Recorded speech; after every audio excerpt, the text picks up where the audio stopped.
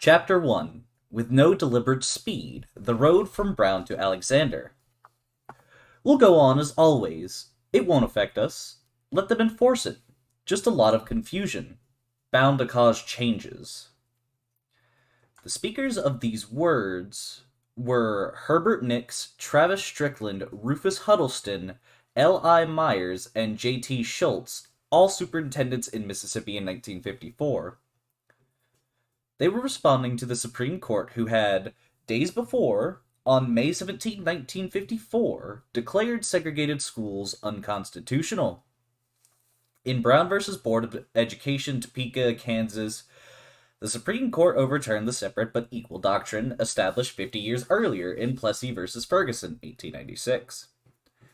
In their ruling, the court specifically addressed the damage that segregated schools inflicted upon black children. To separate them from others of similar age and qualifications solely because of their race generates a feeling of inferiority as to their status in the community that may affect their hearts and minds in a way unlikely ever to be undone. Separate is inherently unequal. At the time of the ruling, 17 states and the District of Columbia mandated segregated schools by state constitution or statute. Mississippi was one of those states. It shall be unlawful for any member of the white or Caucasian race to attend any school of the high school level or below wholly or partially supported by funds of the state of Mississippi, which is also attended by a member or members of the colored or Negro race. With the ruling, desegregated schools were now law of the land. It was clear from the beginning that white power structure in the Deep South had no intention of obeying. On May 27, 1954, Mississippi Senator James Eastland stood on the Senate floor and delivered a vehement attack on the Supreme Court ruling, declaring, "Let me make this very clear. The South will retain segregation."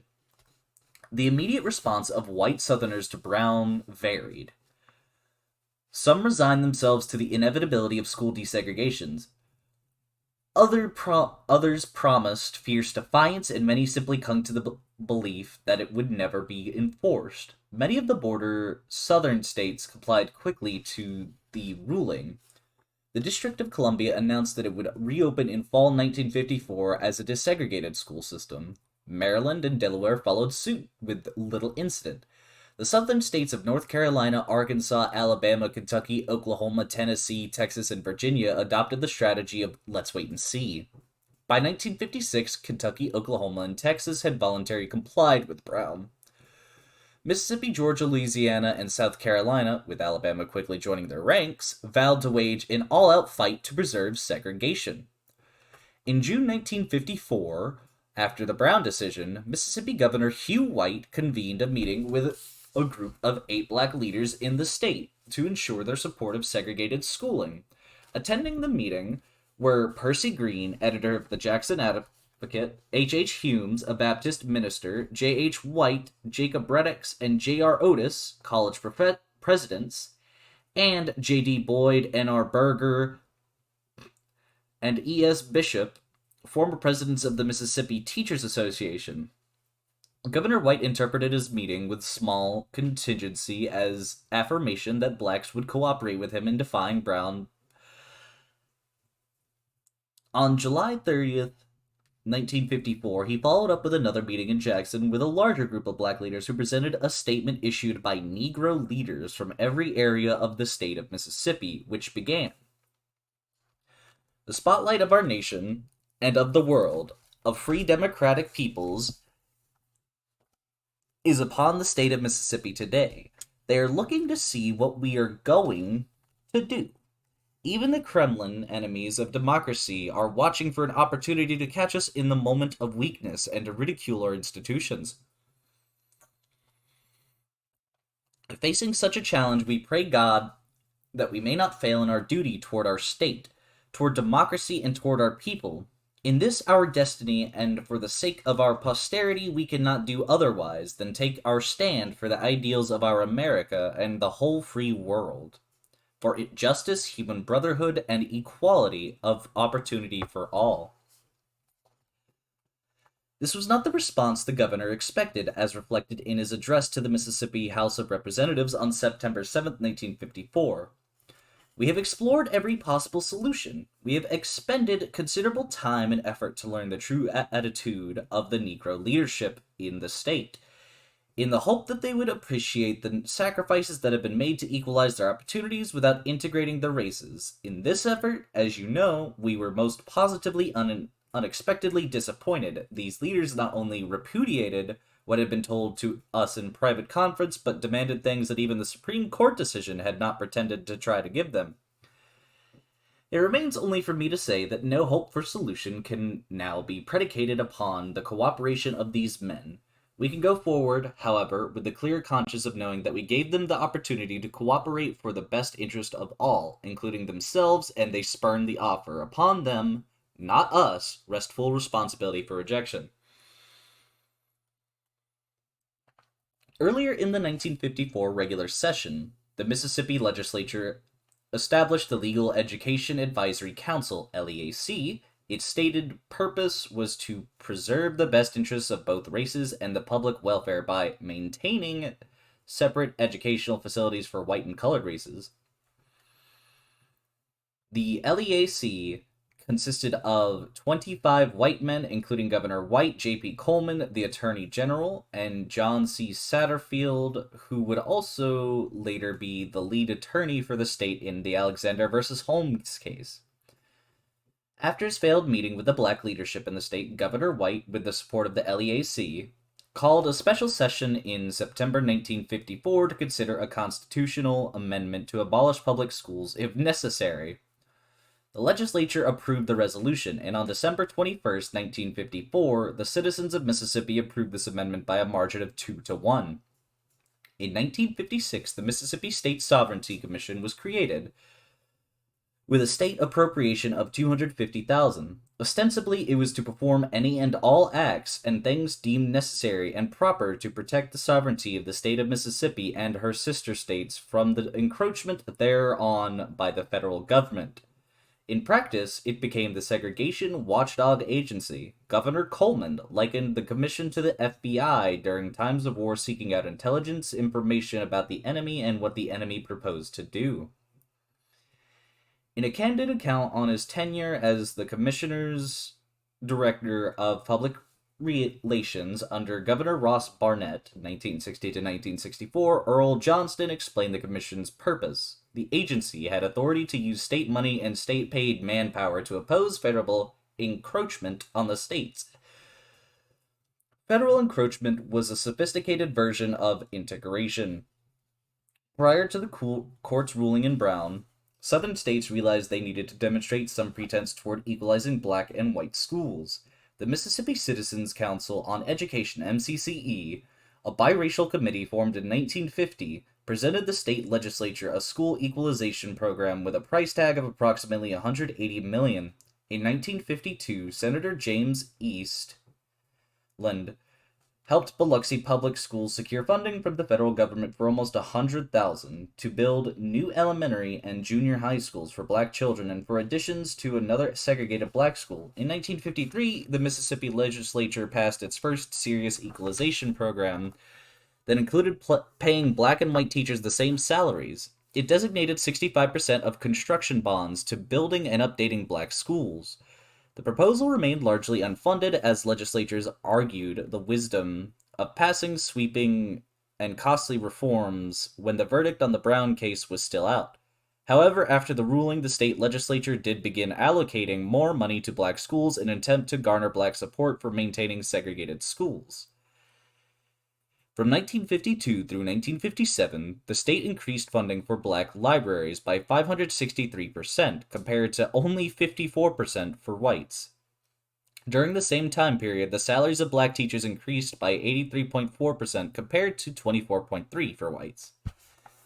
New facilities for black students were built in many school districts. 3 new schools were built in West Tallahatchie. After 1946, Black Hawk Elementary was built in Carroll County. In 1956, Kemper County erected a new high school in DeKalb in 1957, and Natchez built 4 new schools between 53 and 64. George Owens, chairman of the Senate Education Committee knew that if the state was going to resist school desegregation, state politicians had to convince black Mississippians to stand in solidarity with whites in opposing desegregation regardless of how the court ruled. Writing in March 1953, Owens stated that the only possibility of maintaining a segregated school system in Mississippi is persuading the Negro to attend of his own volition schools provided for him. They naturally reached out to black educators who were beholden to their white superintendents and school boards for their jobs. In 1956, at its annual convention in Jackson, the Mississippi Negro Teachers Association publicly supported the state's equalization program. However, many blacks, particularly local activists, did not share the same views of the black teachers. In 1958, Medgar Evers, the state NAACP field secretary, expressed the frustration of many about the seemingly all too cozy alliance between black middle-class teachers and their white power structure. As much good as the NAACP has done to make the opportunities greater for each teachers who once made $20 a month are making up to $5,000 a year now. We don't get their cooperation. Professionals are the same way. Only in isolated cases do they go all out to help us. Some ministers are almost in the same category. They won't give 50 cents for fear of losing face with the white man. Knowing that Mississippi would wage an all-out battle to prevent the implementation of Brown, the National NAACP sent Ruby Hurley and Gloucester Current to the state to start new branches of the NAACP, to reinvigorate dormant ones, and to galvanize local blacks to assume the everyday operations of these chapters. One of their main priorities was to help their local branches develop strategies for forcing local school boards to comply with Brown's decision.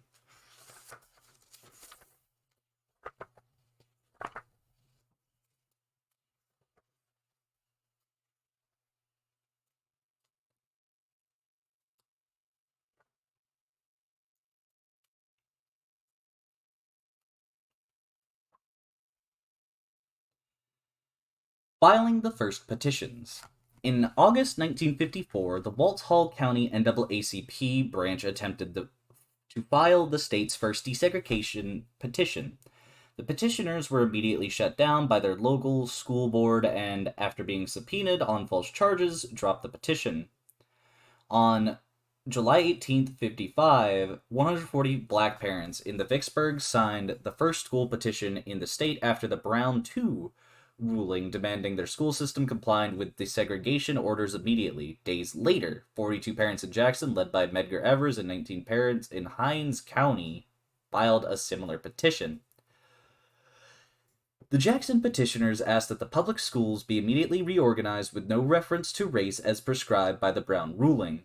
The petitioners noted that the time for delay, evasion, and also procrastination is past. As we interpret the decision, you, the board, are duty-bound to take immediate concrete steps leading to early elimination of segregation in public schools. On August 11th, a similar petition was filed in Clarksdale. In Natchez, the local NAACP was also organizing. It held a meeting on July 18, 1955. To discuss the school petition, 50 attendees signed the petition. Dr. A. Maurice Mackle, a local dentist and the secretary of the Natchez NAACP chapter, was ecstatic about the turnout, writing to Roy Wilkins, executive secretary of the NAACP. The enthusiasm was high throughout. Many who are not parents begged to sign. 1 week later, he followed up with Mr. Wilkins, still optimistic their efforts would produce results. This is quite an experience. It is delightful. Many parents have sought me in an effort to sign. On July 25th, 1955, Dr. Mackle and David Bacon, the president of the Natchez branch of the NAACP, sent a letter on behalf of the petitioners to Brent Foreman, president of the Natchez School Board of Education. It read, "The subscribers, whose names are written on the attached petition, respectfully petition you and the Natchez School Board of Education for equality of educational opportunities for all the people in the light of the Supreme Court decision on education. In the past, school plans have been made for us rather than with us. This is in itself, it is detrimental to the growth and development of individuals. Kindly be advised that we are willing to cooperate with you in making the transition in our own educational system. We are certain that the majority of the citizens believe in and respect the law of the land, and with the proper approach in this matter, we will put democracy in action. The most effective answer to communistic propaganda and strengthen our position among nations. It is incumbent upon those in the know from a national and international point of view to implement legal and progressive statements toward the end that America will eventually be in a position to utilize its manpower in war and peace to the maximum degree. It can only do this by having a well-trained citizenry, a satisfied citizenry, and a happy citizenry. With due respect, we, the parents and friends of parents, most urgently request that the Natchez Public School Board of Education take immediate steps toward compliance with the laws of our great country.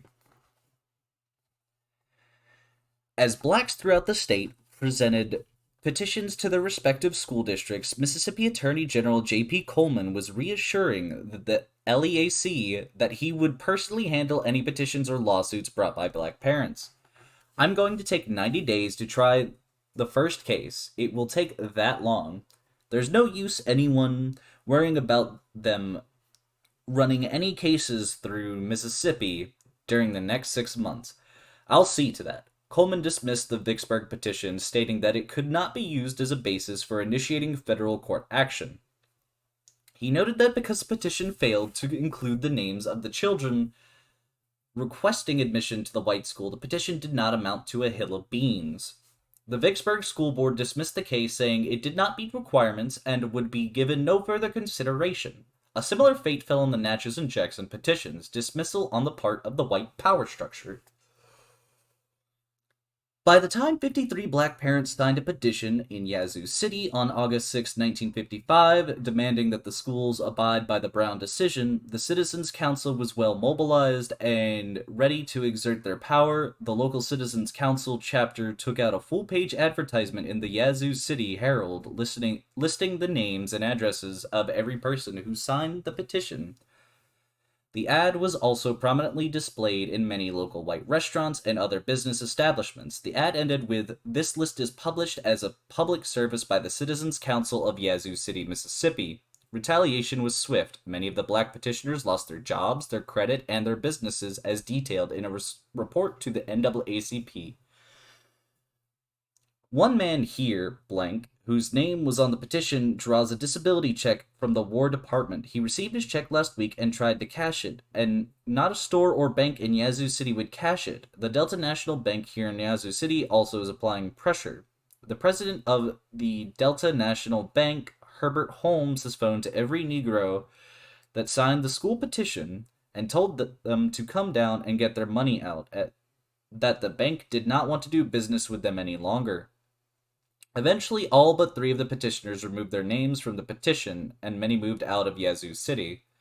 J.H. Wright, a local plumber, was one of those petitioners. He reported in November 8, 1955, letter to the National NAACP that 99% of his business was with whites. After the ad in the paper, he lost all of his work, such that he could not afford food, clothes, or materials.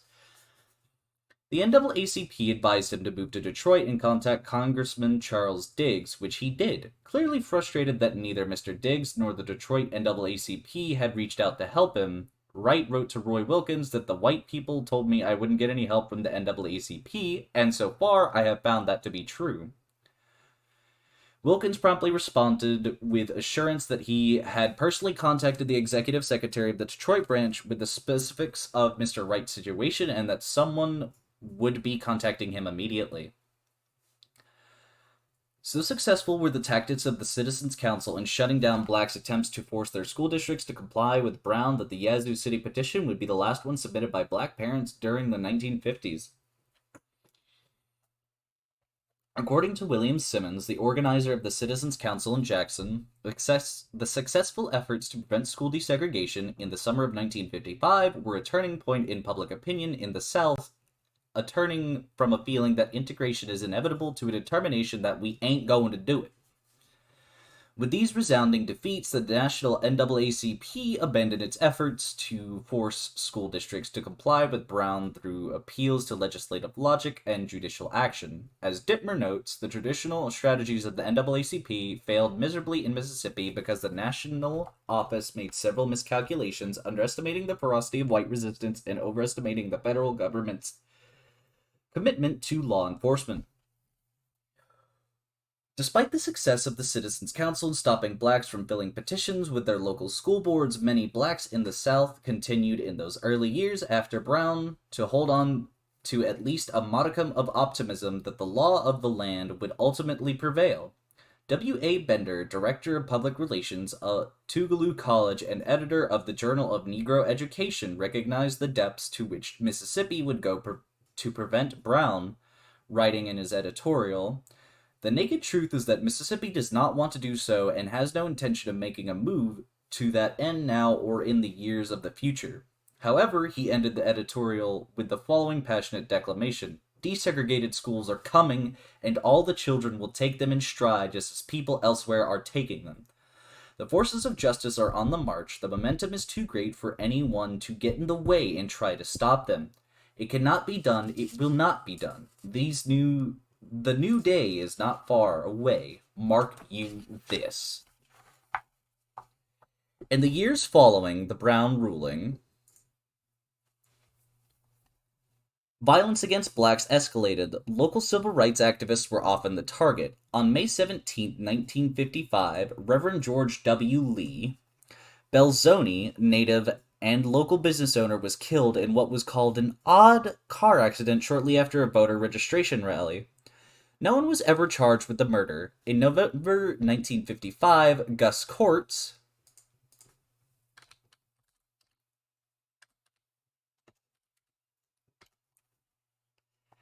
also a Belzoni resident, was shot in his store. He had recently contacted an attorney about filing a lawsuit against the Belzoni Citizens Council. Courts survived the attack, but knowing his life was in danger, relocated to Chicago with the help from the NAACP. The same year, another local civil rights activist, Lamar Smith, was murdered on the courthouse lawn in Brookhaven. Again, no one was charged with the murder. However, the murder that captured the attention of the national news media was that of Emmett Bobo Till. On August 28, 1955, Till, a 14-year-old boy from Chicago who was visiting his aunt in Money, Mississippi, was brutally murdered, his body found 3 days later in the Tallahatchie River. He was tied with a cotton gin fan. There was overwhelming evidence to convict J.W. Millen and Roy Bryant, the husband of the woman with whom Till allegedly flirted. The two were arrested, tried, and found not guilty. In the trial, the defense argued that the body recovered was not that of Emmett Till. In his closing arguments, defense counsel John Whitten warned, "There are people in the United States who want to destroy the customs of Southern people. They would not be above putting a rotting, stinking body in the river in the hope he would be identified as Emmett Till." The murder of Emmett Till and the subsequent trial were well covered by national and international presses. Jet magazine publishes the photograph of Till's horribly bloated, disfigured body. 4 years after Till's murder in April '59, in Poplarville, a brutal mob of white men abducted Mac Parker from the local jail, beat him, shot him twice, and then deposited his body in the Pearl River. Parker had been arrested 2 months earlier for raping a white woman, an accusation he vehemently denied to his death. As the 1950s dragged to an end, the hope of desegregated schools promised in Brown seemed a distant dream for blacks living in Mississippi.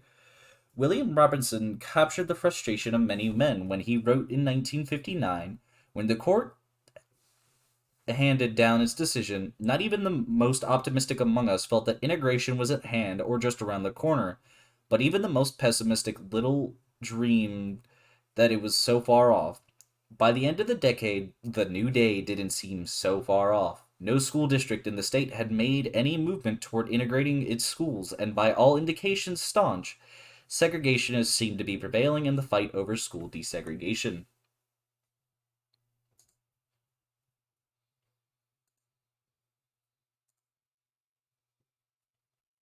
Citizens Council vows never. In 1953, Robert Patterson, a farmer, paratrooper, and former football captain at Mississippi State University, attended a meeting at his daughter's elementary school in the Delta town of Indianola. Patterson and the rest of the parents gathered there were told that it was quite possible that the Supreme Court would rule in favor of school desegregation, and they would prepare themselves and their children accordingly. Patterson left at the meeting irate and resolute in his belief that whites must fight the High Court's ruling. He wrote in a letter, "We cannot and must not accept this scourge as inevitable.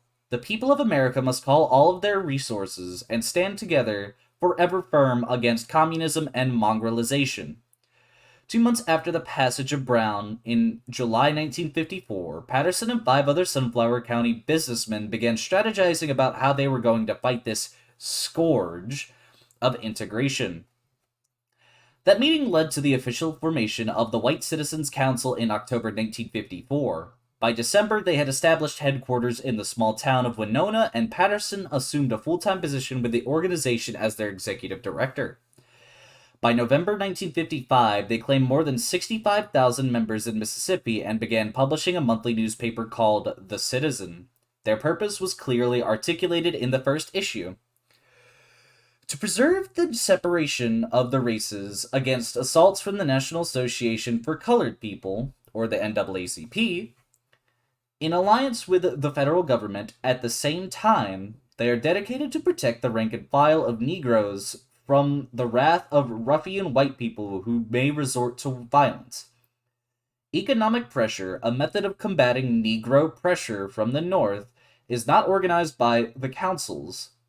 Individuals who belong to councils may have persuaded Negroes to remove their names from the school integration petitions by various means short of violence.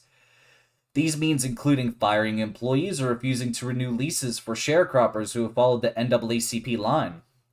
The Citizens Council was well organized. The local chapters throughout the state, they launched an intense statewide membership drive in 1955, mailing letters to their local chapters encouraging them to recruit as many members as they could. The cotton harvesting is at a close, and money is beginning to flow.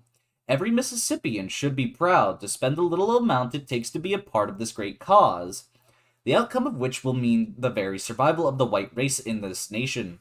Comprised, in part, of well-known business leaders and politicians, neither their meetings nor their membership was secretive, using economic intimidation of blacks who tried to push their local scoreboards to desegregate their schools, coupled with a well-orchestrated and financed propaganda campaign and a close connection to the state politicians who introduced and often passed laws to prevent school desegregation. The Citizens Council was highly effective throughout the South, but particularly in Mississippi, in preventing the implementation of Brown. Steeped in an ideology of white supremacy, the Citizens Council distributed nationwide a plethora of printed materials warning whites that integration was a communist plot to take over the United States through mongrelization of the races. They published pamphlets on how to circumvent Brown, and they created booklets to be used in schools to indoctrinate white students into a belief in the inherent inferiority of blacks. For example, elementary students were taught 11 essential differences between whites and blacks, including the Negro's arm is about 2 inches longer than the white man's, and the skulls are different. In 1958 to 59, they sponsored an essay contest for high school students, awarding 2 $500 scholarships in which students who were asked to write on one of the following topics. 1. Why I believe in social separation of the races of mankind. 2. Subversion and racial unrest. 3. Why the preservation of states' right is important to every American. 4. Why separate schools should be maintained for the white and Negro races. Pictures of the winners and copies of their essays were featured in The Citizen. The Citizens Council exhorted its white members to fight integration, including token integration, with every means possible. In a 1959 pamphlet entitled How to Save Our Public Schools, it blames white moderates in the state for their acceptance of the inevitability of integration and their too willing cooperation with the federal government under the auspices of preserving public schools. It warns its white readers that there is no middle ground when it comes to integration.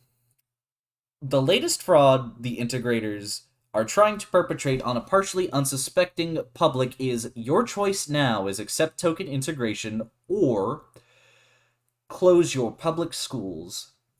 Mention is off carefully avoided, of course, of the fact that there is no such thing as token integration. Those unfortunate moderates in certain areas of North Carolina and Virginia know by now that you can't do business with the NAACP. You are either for segregation or you are for integration, without prefix, suffix, or affix.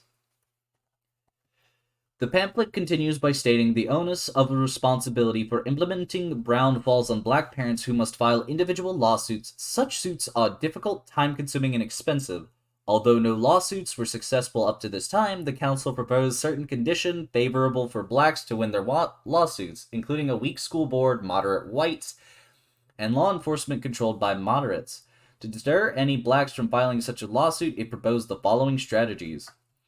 Every community needs a pro-segregation school board, composed of fearless men who will defy the mixers, municipal, county, and state officials, equally fearless, determined, and capable of providing the necessary leadership. An honest local press, speakers for civic clubs to keep community leadership informed as to their vital financial stakes in this struggle, and last but most important, alert, capable, strong organization which will guarantee the existence of the other conditions, which will solidify the will to victory and translate into constructive action. Ominously, it declares that the Citizens' Council would shut down public education if the state complied with Brown.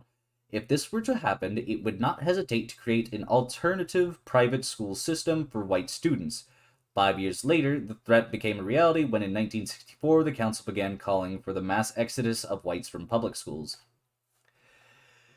Petitions, lawsuits, and more resistance.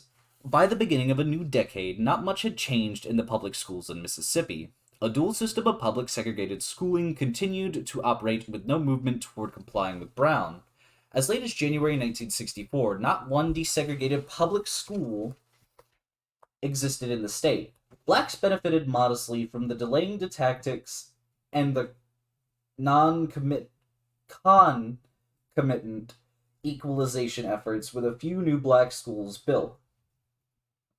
Some facilities upgraded the addition of new science equipment, library books, and athletic gear, and an equalization of teachers' salaries, but by and large, black schools were still dreadfully under-resourced, underfunded, and far from equal, as Dr. Gilbert and Natalie Mason discovered when their son, Gilbert Jr., began kindergarten in 1959 in the segregated black school system in Biloxi. The Masons are active in the PTA, and Dr. Mason served as the team physician for Nichols High, the black high school. Despite having some excellent teachers and some modest upgrades to facilities and course offerings, the black schools in Biloxi were nowhere near the level of white schools. Nichols High offered no college preparatory courses, no advanced math and science courses, and no foreign language courses, all of which were offered at Biloxi High. The curriculum at Nichols High focused on manual training, yet even typewriters were scarce at the school. The Masons realized just how unequal the two systems of schooling were when Gilbert Jr. brought home a report card with a grade of C in music, art, and physical education. These courses were not offered at his elementary school. When the Masons began investigating, they learned that the entire system used the same pre-printed report cards. The central office had instructed the teachers of the black schools to assign a grade of C on the report card in the subjects not offered.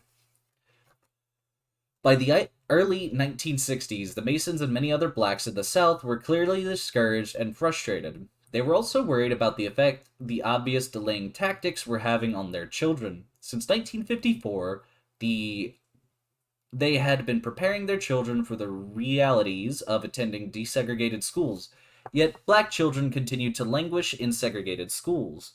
The very schools that the Supreme Court had declared in 1954 to have harmful and possibly irreversible effects on their social and psychological well-being. As William Robinson noted, black parents were forced to do what they had always done to protect the psyches of their children.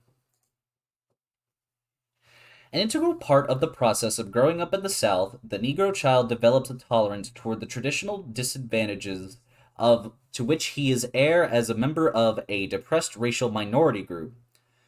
This tolerance has kept the growing Negro youth from being beaten down spiritually while riding in the back of the buses and street cars, while being excluded from movie houses and restaurants, and while being denied recreational and employment opportunities because of his race.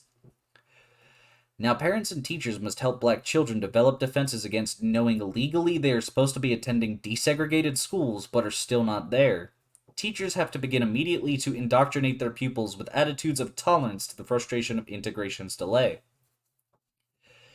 In October 1960, Medgar Evers, the NAACP field secretary in Mississippi, contacted Robert Carter, an attorney with the NAACP, asking for guidance in a desegregation lawsuit brewing in Biloxi.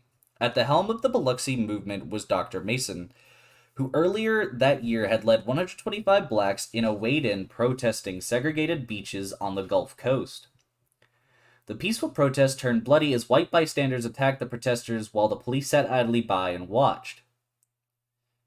5 white men jumped on Mason, pummeling him with a pool stick. Mason was arrested for disturbing the peace, and the white attackers walked away. Concurrently with the planning and execution of segregated beach protests, the Masons petitioned the Biloxi School Board for their son to attend one of the white elementary schools. They were refused. 1 year later, in 1961, the Biloxi NAACP, of which Mason was president, followed up with another petition, demanding the Biloxi School Board desegregate its schools. Again, the school board refused their request. For 2 years, the Masons and others persisted in filing petitions, to no avail. Getting nowhere with that tactic, they decided to file a lawsuit against their school board. In 1962 of October, the NAACP's legal counsel contacted Mason, suggesting that the federal government file the lawsuit against the Biloxi Municipal School District rather than the individual black citizens. A few days earlier, violence had erupted at the University of Mississippi, where James Meredith had attempted to enroll at the school. The NAACP feared that Mason and the other black Biloxians initiating the lawsuit would be easy targets for more violence. Given the timing and the racial tension permeating the South, Mason agreed. On January 18, 1963, on behalf of the children of military personnel stationed at Keesler Air Force Base and the Veterans Administration Hospital in Biloxi, the Department of Justice filed the first school desegregation lawsuit in Mississippi. On March 18, 1963, Mason and 21 other parents once again petitioned the Biloxi School Board to desegregate their schools beginning September 1963. Once again, the school board refused their petition. Federal Judge Sidney Mize dismissed the Biloxi lawsuit because the federal government has no standing as plaintiff in this court and does not have the requisite interest in the subject matter to maintain the action. Only natural persons are entitled to privileges and immunities of the 14th Amendment. Mason was not surprised by the ruling, and he stood ready to pursue the case further. On June 5, 1963, Gilbert and Natalie Mason, along with 12 other families, filed a lawsuit against the Biloxi Municipal Separate School District as natural persons, with an obvious interest in the case. Within days, Joe Patterson, Attorney General for Mississippi, filed a motion to dismiss this case on the grounds that the black families had failed to exhaust all the administrative remedies available to them. Judge Mize ruled in favor of the Attorney General and dismissed the case. However, the Fifth Circuit Court of Appeals disagreed with the lower court's ruling and agreed to hear the case.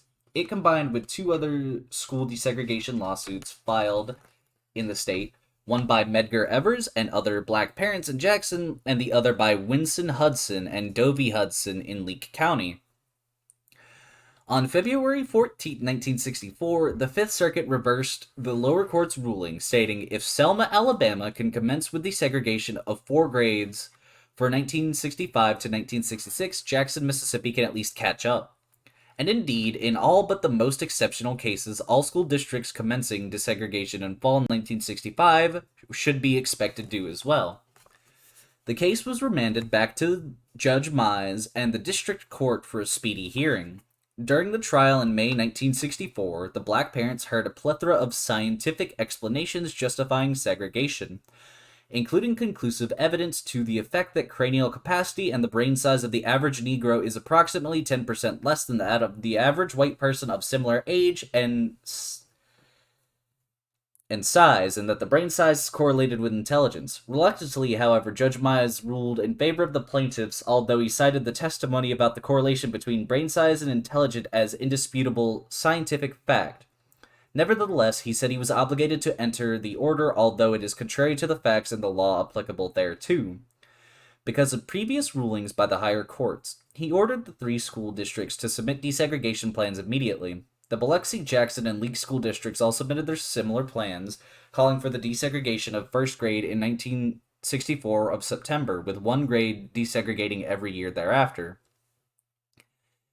In fall 1964, 10 years after the Brown decision, 16 black students in Biloxi and 39 black students in Jackson became the first students in Mississippi to attend school with white children. In Leake County, it took weeks for local black leaders to find parents willing to send their children to an all-white school. Finally, AJ and Minnie Lewis agreed to send their daughter, Deborah, to Carthage Elementary. The local newspaper reported Deborah's first day of school. Deborah took it all calmly. She was delivered to school in a dusty 1954 automobile by her parents shortly before the first bell rang at 8:15 a.m. Dressed in a starched plaid dress, she walked 20 feet toward the 1-story brick building, was met by 2 teachers and a man who came out, then climbed a dozen steps and walked inside. "I'm a little bit excited," her father, A.J. Lewis, said later at the family's tin roof. 4-room house. He said the FBI had been watching his home, but he had received no threat as other Negro parents claimed prior to the start of their new term. In a separate case, the Delta town of Clarksdale was also court-ordered to desegregate in 1964. However, no blacks were willing to send their children to a white school. It was reported that one white student in Clarksdale tried to enroll at one of the black schools, but was turned away by the principal because he did not have a birth certificate with him. As with the earlier cases when parents filed petition against their school boards, those filing the first lawsuit faced immediate reprisals. A.J. Lewis expressed optimism the first day he dropped his little girl off at Carthage Elementary, but soon thereafter he was fired from his job and his house was torched. A white man poured scalding hot coffee down Gilbert Mason's back in the newly desegregated hospital cafeteria in Biloxi. When Mason grabbed a chair and struck the man in retaliation, Mason was arrested for fighting in a public place. And Medgar Evers was murdered in his driveway on June 12, 1963, a year before his children integrated the Jackson Public Schools. 1 step forward, 2 steps back. The Civil Rights Act, freedom of choice, and continued delays. In July 1964, Congress passed Public Law 88-352, the Civil Rights Act of 1964, an important component of the new law that was Title VI, which prohibited discrimination on the basis of race, color, and national origin in programs and activities receiving federal financial assistance. The Civil Rights Act provided both a carrot and a stick to force recalcitrant Southern school boards to comply with Brown.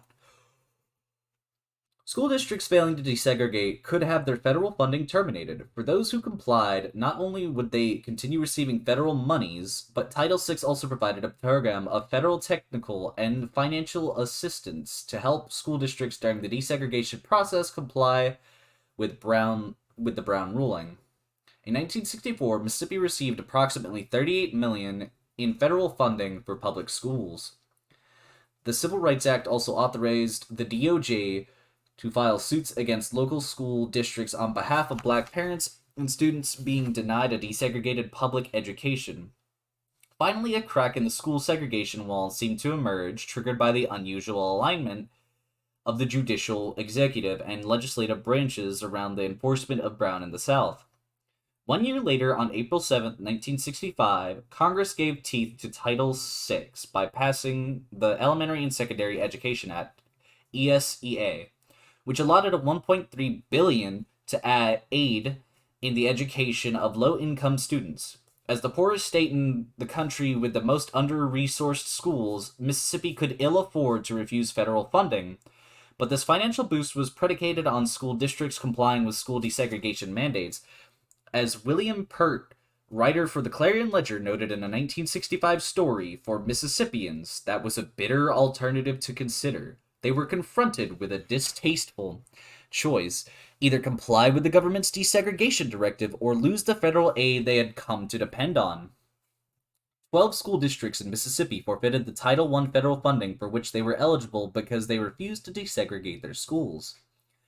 The West Tallahatchie School District was one of the districts that lost the bulk of its federal funding over a 2-year period from almost $217,619.84 in 1965 to 66 to $36,758 in 1967 to 68.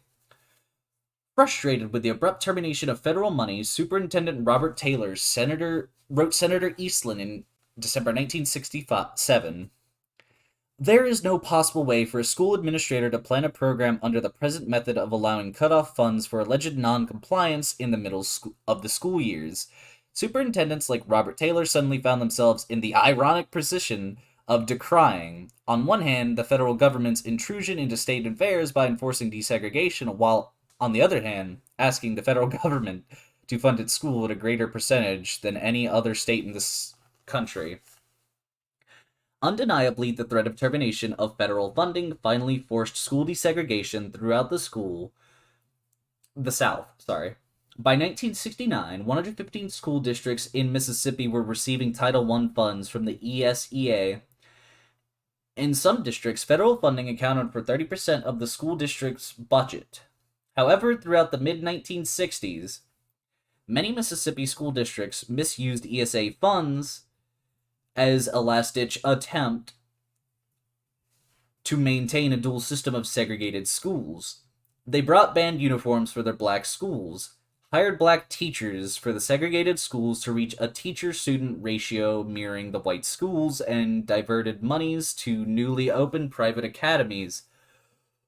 So rampant was the abuse of ESEA funding that the Department of Health, Education, and Welfare, HEW, inspectors accused the state of misspending $3 million between the passage of the ESEA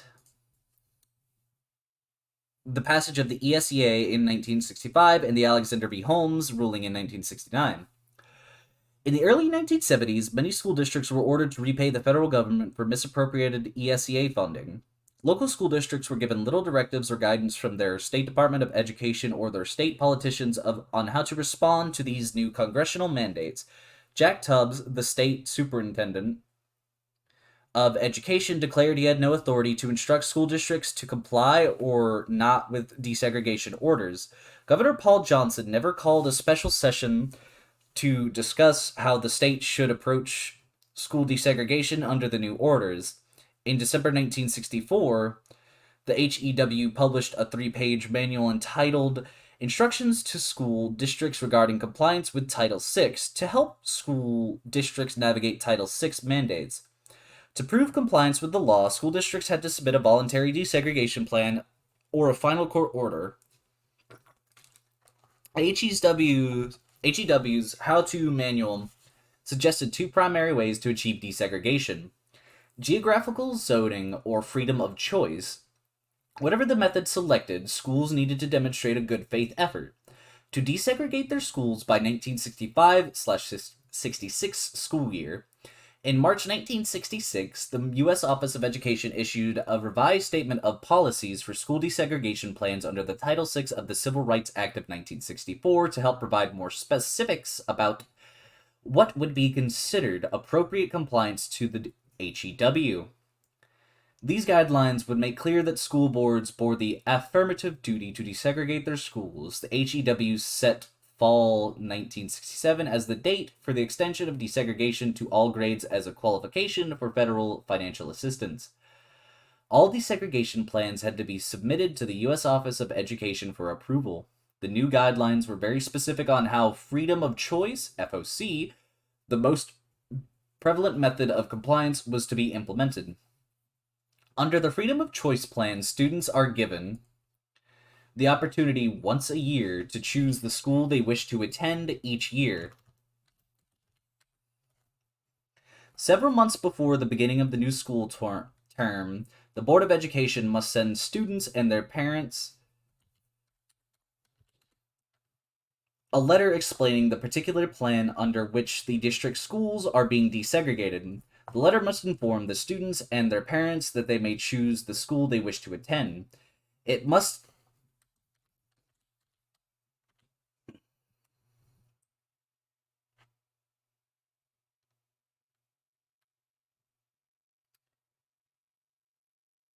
It must list the schools in the district, their location, and the grades covered.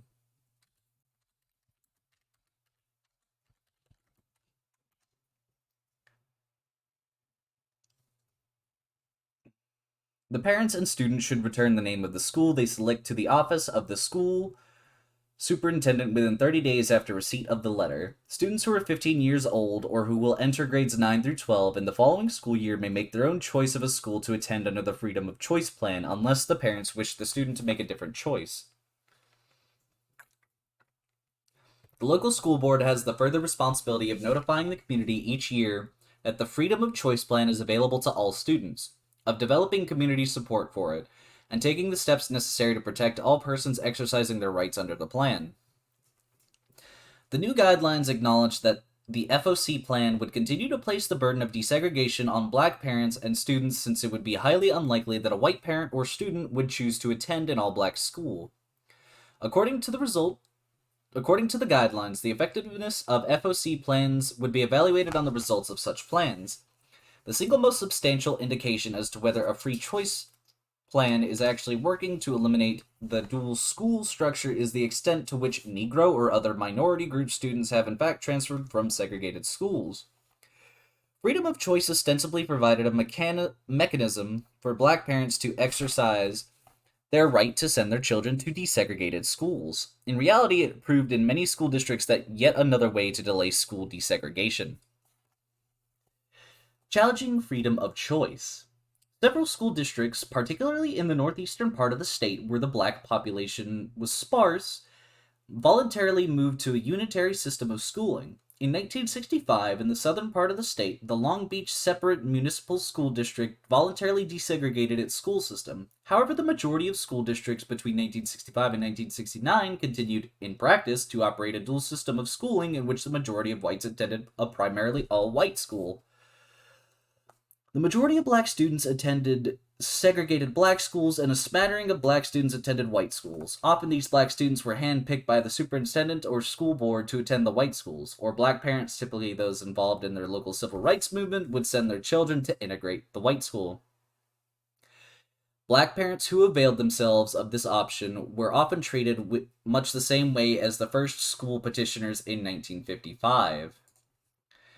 With threats of economic retaliation and harassment. In 1967, when 100 black parents in the Noxubee County filed FOC plans on behalf of their children, they faced immediate reprisals. 80 of them eventually withdrew their forms after they were fired, lost their credit, or were physically harassed. The DOJ charged 13 local white residents with interfering with court-enforced desegregation by threatening and intimidating parents of Negro children. Among the 13 named in the suit for harassment and intimidation were the mayor and several law enforcement officers. Other prominent community members, including the sheriff, the superintendent, a principal, several board of trustees members, and the administrator of the local hospital, were also charged with harassment and contempt of court for refusal to comply with previous desegregation court orders. As school districts continued to stall in desegregating their schools, black parents and students began challenging freedom of choice in court. The first major victory came in December 1966 in a ruling consolidating two cases originating in Alabama and Louisiana. The Fifth Circuit Court of Appeals ruled in the United States versus Jefferson County Board of Education that states had an affirmative duty to integrate students' faculties, facilities, and activities. To effectuate a transition to a racially non-discriminatory school system, acknowledging that FOC had failed to produce desegregated schools, Judge Wisdom declared, the only school desegregation plan that meets constitutional standards is one that works. The ruling also made clear that the courts would give great weight to the HEW guidelines in determining judicially whether or not school districts had adequately desegregated their schools. The court also emphatically made clear that the school desegregation was not an option. Regardless of whether a school system chose to accept federal funding or not, they were legally bound to create a unitary school system. 2 years later, in 1968, the Supreme Court dealt another blow to FOC in Green v. County School Board of New Kent County. The court ruled that freedom of choice is not a sacred talisman, it is only a means to a constitutionally required end, the abolition of the system of segregation and its effects. If the means prove effective, it is acceptable, but if it fails to undo segregation, other means must be used to achieve this end. The school officials have the continuing duty to take whatever action may be necessary to create a unitary, non-racial system. All deliberate speed means now. The Alexander versus Holm ruling. The court ruling that finally forced school districts in Mississippi to end their dual system of segregated schooling began, as all the previous cases did, with black parents upset with their school's district obvious delaying tactics in enforcing school desegregation.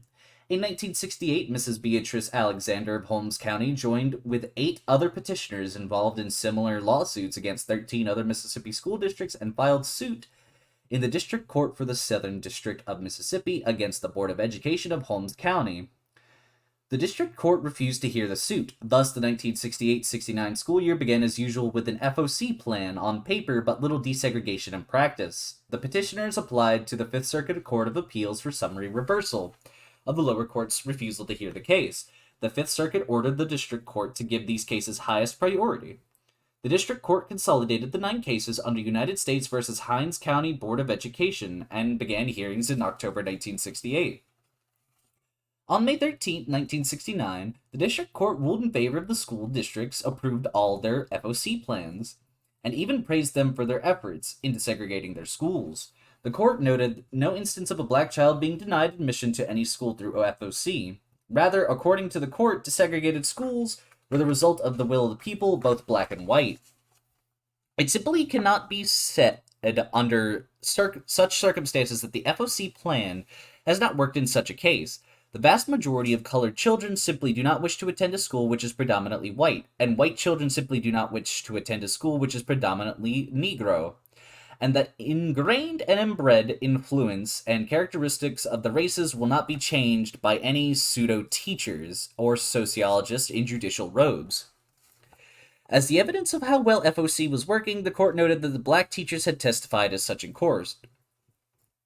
Well-trained colored teachers in active service in formally colored schools and informally white schools in this district have appeared before this court and convincingly testified under oath as a matter of fact that freedom of choice was actually working in their schools, that perfect harmony and understanding existed in the school, and that no danger in the school system lurked in the implementation of the freedom of choice plan, but that any kind of forced mixing of the races against the wishes of the involved parents, colored and white, would result in an absolute and complete destruction of the school and its system.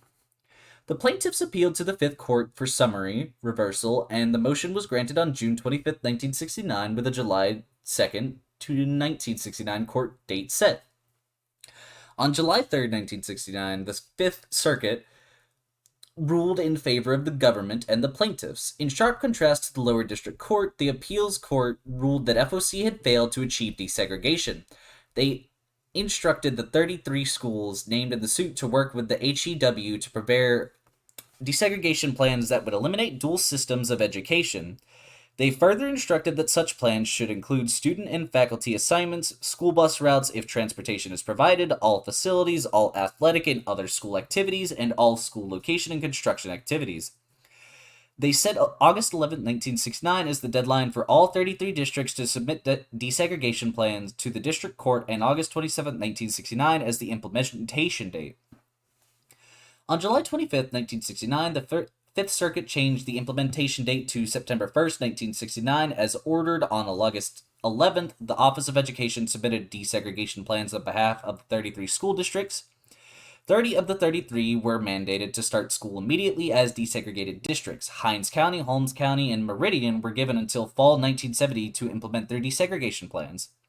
An intriguing turn of events, having to do primarily with the 1968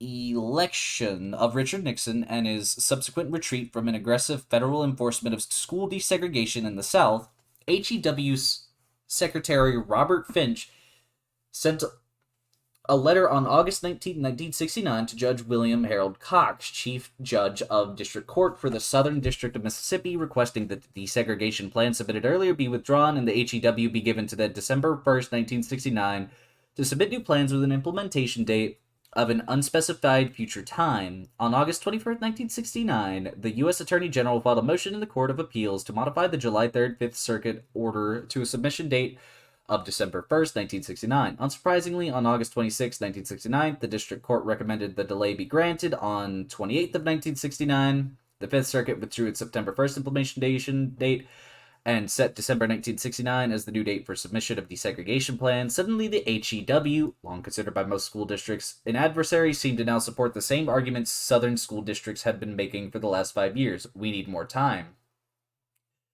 The United States Commission on Civil Rights called this new delaying ploy a major retreat in the struggle to achieve meaningful school desegregation. Not to be deterred, on August 30th, 1969, Mrs. Alexander and the other plaintiffs applied to Justice Hugo Black, Circuit Justice for the Supreme Court, for a stay on the Fifth Circuit August 28, 1969 order and a reinstatement of the July 3rd order. On September 5, 1969, Justice Black reluctantly denied their application, stating it was deplorable that he had to uphold the August 28th ruling because he could not rule with certainty that the full Supreme Court would agree with the request for relief. Mrs. Alexander and her fellow plaintiffs filed writ for certiorari on September 23rd, 1969, which was granted by the Supreme Court on October 9th. Once again, the highest court in the land would rule on school desegregation. On October 29, 1969, the Supreme Court handed down its landmark Alexander v. Holmes decision, saying all deliberate speed meant now. The Court of Appeals order of August 28, 1969 is vacated, and the case is remanded to the court to issue its decree and order, effective immediately, declaring that each of the school districts here involved may no longer operate a dual school system based on race or color, and directing that they may begin immediately to operate as unitary school systems within which no person is to be effectively excluded from any school because of race or color. The court remanded it back to the Fifth Circuit Court of Appeals to set an implementation date. The Fifth Circuit met in New Orleans several days later and set December 30th, 1969 as the deadline for school districts to have a plan in place for the immediate opening of desegregated schools after the Christmas break. Responding to the Alexander ruling, on Monday, January 5th, 1970, a bitterly cold day, 12 school districts in Mississippi began operating as unitary school systems. However, the specifics of how these school districts responded to the court order varied significantly across the state. In Kemper County, the school board and superintendent responded by segregating black and white students into different parts of the building at DeKalb High, with neither group having any contact with the other during any part of the day. In Amity County, white parents gathered immediately after the ruling to discuss the formation of a private school. It was an emotional meeting, with one county official proclaiming, "If the federal courts want to operate the schools, then let them operate them. We're going to turn over to the blacks." Other parents declared they would never send their children to school with black children. Dr. Ray Lee, a physician in Liberty who led the meeting, noted, "Right now we have two things to worry about. We have to find some place for white children to go to school, and also we have been worrying about somebody blowing up the public schools we've got. In Kemper County and Amity County, the exodus of white students' private academies was almost total by January 1970. Other school districts responded by adopting policies and practices designed to maintain some modicum of segregation with integrated schools or school districts. Carroll County, Coffeyville, and Amity County instituted sex-segregated schools. The desegregation plans in Sunflower and Bolivar counties proposed assigning students to school based on scores on achievement tests. Many school districts adopted an approach called ability grouping, in which students were assigned to classrooms within desegregated schools based on their scores on achievement test, California Achievement Test, or the Iowa Basic Skills Test, or some other form of academic evaluation. The classes were often referred to as high, middle, and low, or some variation thereof. In some school systems, 4 or 5 ability group classes were set up per grade. For example, in Okolona, 1/6th grade was reported to have 5 different tracks. A, composed of all white students. B, comprised of 17 white and 5 black. C, reflected almost equal representation of black and white. D, comprised of 7 white and 25 black. E, comprised of 29 black students and no whites. In Yazoo City, black and white students were in the same building, but their classroom composition was exactly as it was the previous semester. White children taught by their white teachers with their same white classmates, and black students and teachers similarly segregated.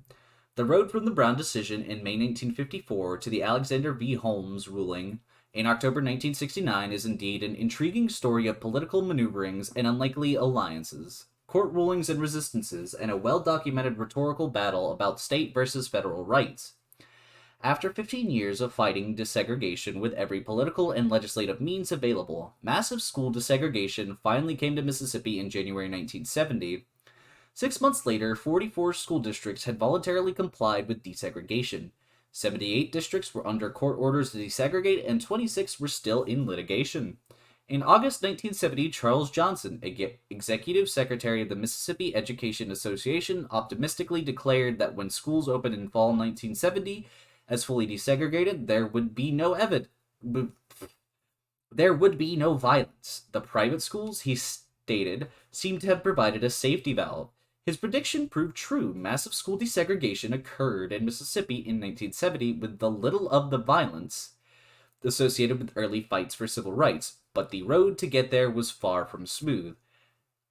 And this ends Chapter 1 of Just Trying to Have School by Natalie G. Adams and James H. Adams.